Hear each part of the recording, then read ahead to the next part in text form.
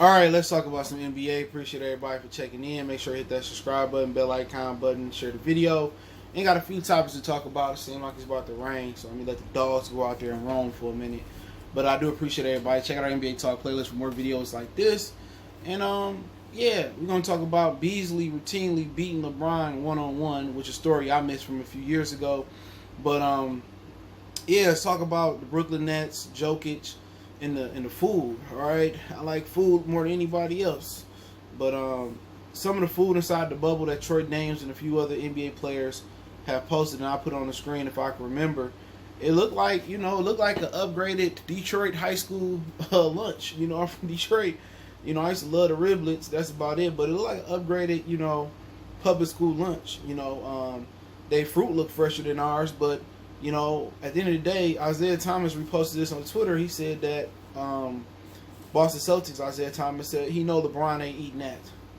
So they got levels to what people can eat. Brian probably out there eating a steak or something. So to the rules of the bubble, they're gonna have a hard time keeping people inside that bubble, because if that's what they got to offer and that's the food, like people used to eating, steak, shrimp, you know what I'm saying, lobster tails, ribs, maybe hopefully they have some barbecue grills there where they can barbecue and kick back or something. That'd be a good idea.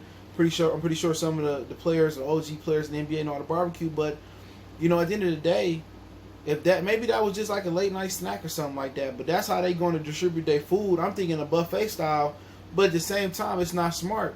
But if everybody clean inside the bubble, buffet shouldn't be an issue. But they want them to social distance, outside of the basketball court, and they can't play two-on-two ping pong or nothing like that.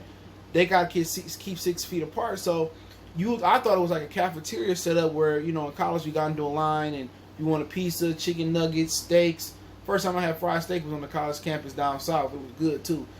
You get in line and get it, but I guess they want to keep people as far as possible from outbreaks, so they giving them these plastic containers, and they putting the fruit in the container, they putting this bread and cheese, and Troy Daniels said his note said fish, and I ain't seen no fish. Maybe it was in another container or something of that nature, but it's gonna be hard.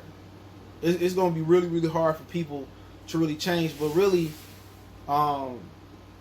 maybe that's a late night snack. Maybe it'll upgrade. Maybe they have pizza. Maybe they have shrimp and steak, and it'll be interesting to see if they have different restaurants that probably would cater. But then again, you open yourself when you have restaurants delivering food and dropping food off into the bubble.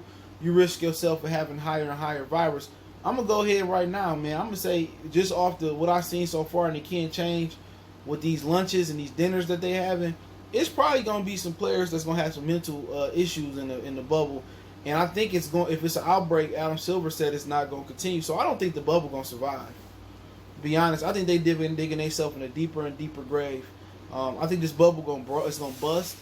I think either it's gonna be an outbreak, which is probably the best bet, or there's gonna be some players that lead a bubble and try to go get some real food and get some girls or something of that nature. And people say, well, guys can go without sex for 3 months. Like, dude. Do you know your average dude? Well, your average dude that can get sex. There's a lot of dudes out here that's tricking and simping for sex. Your average dude probably got to get it in every day, almost. You know what I'm saying? So the Brooklyn Nets also had 2 players tap out, additional players. So obviously, won't be no Kyrie, Kevin Durant.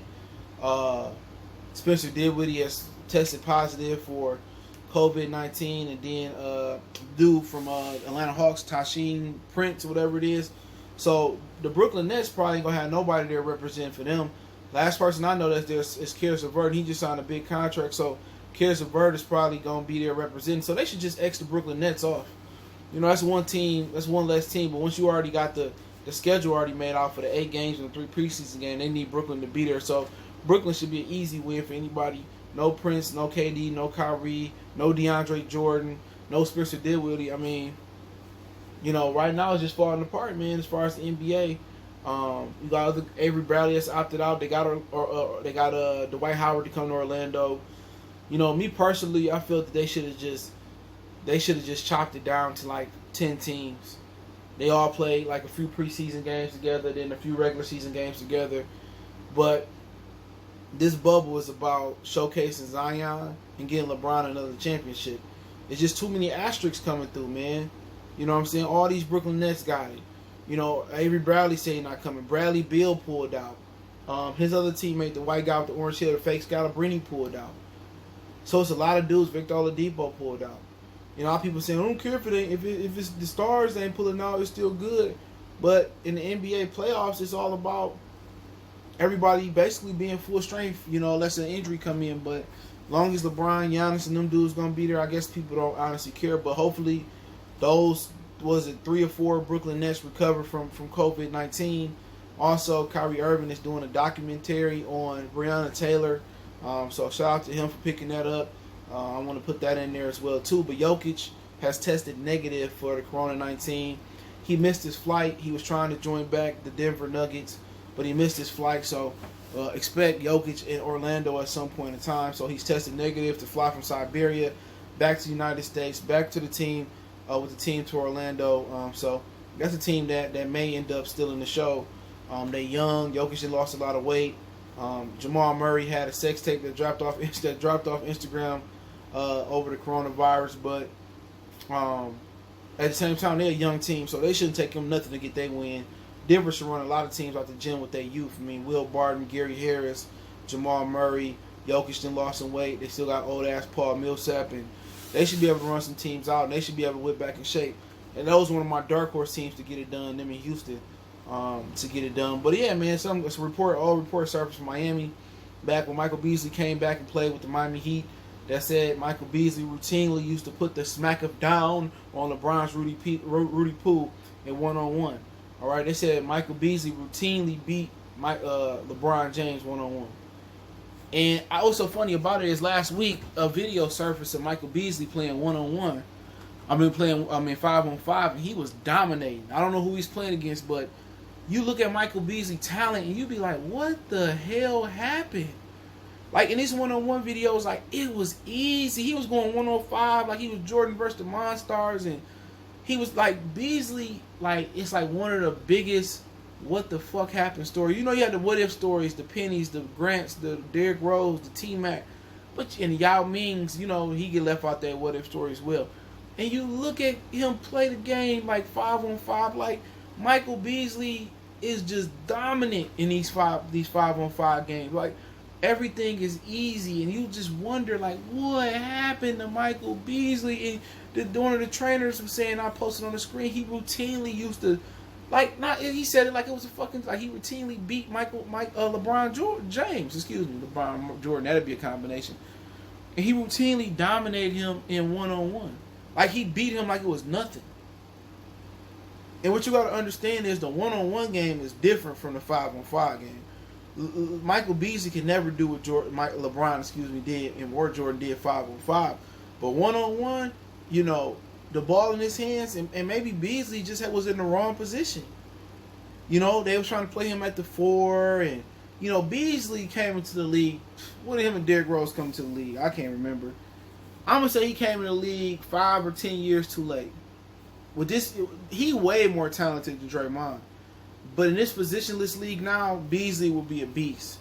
Beasley's a dude that need to have the ball in his hand. The difference between him and LeBron is a master distributor of the basketball. Beasley don't have that. If Beasley could be a better master distributor of basketball, and he lock in better on defense like LeBron did when he was younger, Beasley probably would go down as one of the greatest basketball players of all time. But that's the difference between Beasley and LeBron. One-on-one, Beasley is his world. You can do nothing to stop what he do. Him and LeBron about the same height. Beasley strong. He can shoot. He can rebound. He can do all that shit. But the difference between Beasley and LeBron, Beasley a better shooter. He left-handed. He can finish at the cup. You know what I'm saying? LeBron is probably, and it ain't even about being faster, stronger, none of that. LeBron is a better distributor of the basketball. LeBron commits on the defensive end of the floor. And LeBron just got it. He got it. And also Beasley has some mental problems, but LeBron got it. Not everybody got it. You know, LeBron's, Isaiah Thomas's, the Michael Jordan, they got that it. Just that fire to get better and better. But you're never going to catch them out of shape. You're never going to catch him and Magic and Kareem and those guys lacking. You never. Never. The discipline, the fire. But that just shows you one-on-one a totally different ball game. Totally different ball game. But let me know what you guys think. Hit that subscribe button, bell icon button, share the video. I appreciate the love, support. Keep sharing the videos. Want to make a donation to the channel? Cash App, PayPal, inscription. Best way to donate, share the video. Don't forget we on Facebook, Instagram, Twitter. All the links in the description. We got a Facebook group. We want to share your content. Appreciate the love, support. One time for the one time we gone.